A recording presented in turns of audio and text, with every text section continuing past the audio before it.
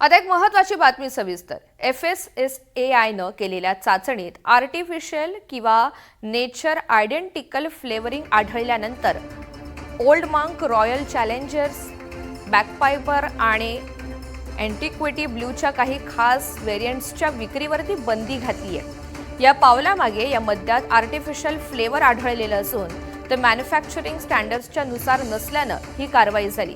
FSSAIनं काही भारतीय मद्याच्या ब्रँडवरती ही कारवाई केली आहे। यात डियाजिओ इंडियाच्या युनायटेड स्पिरिट्स, इनब्रू बिव्हरेजेस आणि मोहन रॉकी स्प्रिंग वॉटरद्वारा तयार करण्यात आलेल्या काही उत्पादनात मद्याचा सारखा स्वाद आणि सुगंध आणण्यासाठी बाहेरून आर्टिफिशियल्स किंवा नेचर आयडेंटिकल फ्लेवर्सचा वापर करण्यात आलेला होता।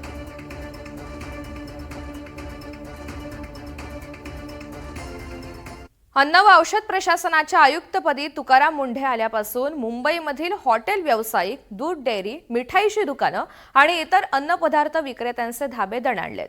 अन्नपदार्थांच्या दर्जाबाबत तक्रार प्राप्त झाल्यानंतर लागलीच कारवाई करण्यात येते। नुकतेच मुंबईमधील एका व्यक्तीनं मिठाईच्या दुकानातून खरेदी केलेल्या काजू कतलीच्या तुकड्यात स्टेपलरची गंजलेली पिन आढळली। त्यानंतर त्यानं तक्रार नोंदवली। यानंतर महाराष्ट्र अन्न व औषध प्रशासनाने चर्नी रोडवरील प्रसिद्ध तिवारी ब्रदर्स मिठाईवाला दुकानाचा परवाना निलंबित केला।